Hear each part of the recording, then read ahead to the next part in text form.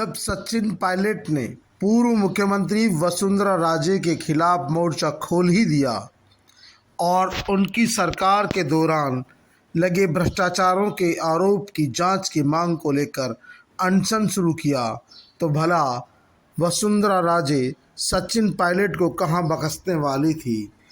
वसुंधरा राजे ने भी सचिन पायलट पर डूंगरपुर में आयोजित एक सभा में जमकर निशाना साधा। मौका था डूंगरपुर में भाजपा विधायक गोपीचंद मीणा की ओर से आयोजित भागवत कथा का। सामने थी पूर्व मुख्यमंत्री वसुंधरा राजे। कथा के प्रसंग ऐसे आए कि राजनीतिक हालात खुद ब खुद बयां होते चले गए। हाल ही में भ्रष्टाचार के आरोप में अनशन करने वाले पूर्व उप मुख्यमंत्री सचिन पायलट का नाम लिए बगैर वसुंधरा राजे ने कहा कि हमें चिंता नहीं उनकी, उन्हें चिंता हमारी है। हमारी नाव के रक्षक सुदर्शन चक्रधारी है। विकट परिस्थितियों में मैं चट्टान की तरह डटे रही। कई अपने पराये हो सकते हैं। अंत में वसुंधरा राजे ने कहा, एक धर्मी अधर्मी की कहानी सुनाई और कहानी का लब्बो लुआब यही था कि अधर्मियों का राजयोग नहीं मिलता है। वसुंधरा राजे ने कहा कि गांव में एक भक्त और अधर्मी रहते थे। दोनों में लड़ाई थी, पर दोनों मंदिर जाते थे। एक दिन अधर्मी ने पुजारी से कहा कि मंदिर से जो गहने चोरी हो गए हैं वह उस व्यक्ति ने चुराए हैं। पुजारी ने मान लिया और भक्त को मंदिर में नहीं घुसने दिया, पर वह रोज सीढ़ियों पर आता, धोख लगाकर चला जाता। एक दिन धोख लगाकर घर जाते हुए कार से टकरा गया। बोला, भगवान धर्म की राह पर चलने वालों पर इतने संकट क्यों? भगवान बोले, जिस दिन तू गाड़ी से टकराया वो तेरा आखिरी दिन था, पर भक्त तेरी भक्ति से तेरी मौत छोटी सी चोट में बदल गई।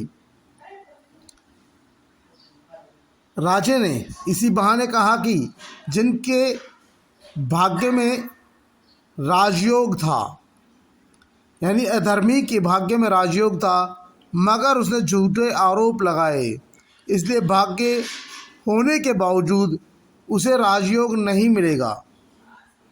कहीं न कहीं उनका सीधा सीधा निशाना सचिन पायलट पर था और उन्होंने उन्हें अधर्मी करार दे दिया।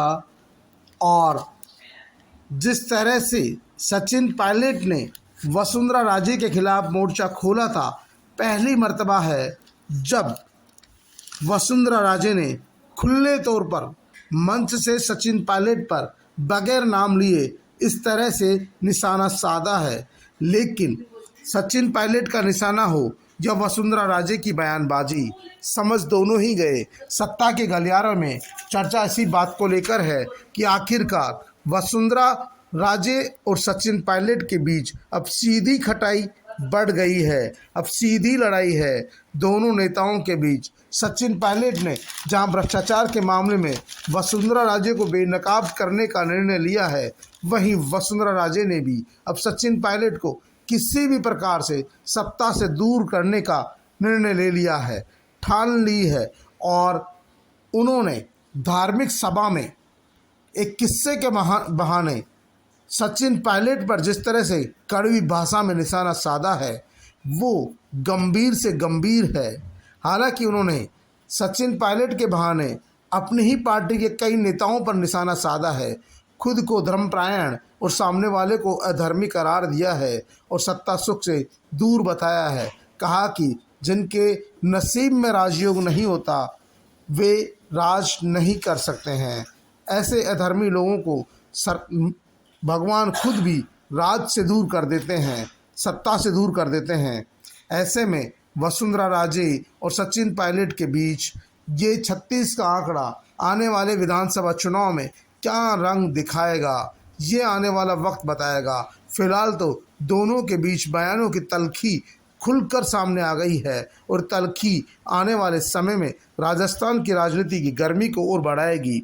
जिस तरह से मई जून में राजस्थान की गर्मी बढ़ती है, सियासत की गर्मी भी उससे ज़्यादा कहीं गुना बढ़। विधानसभा चुनाव में सत्ता के लिए मुकाबला कांग्रेस, भाजपा, आरएलडी, बसपा, आम आदमी पार्टी के साथ साथ सचिन पायलट, वसुंधरा राजे, अशोक गहलोत और सीपी जोशी के बीच फंसा है। दोनों ही पार्टियों में बगावत की बू भी सामने नजर आ रही है और जहां वसुंधरा का रास्ता रोकने के लिए भाजपा के कई नेता राह में रोड़े बिछाएंगे, सचिन पायलट भी उनमें से एक होंगे।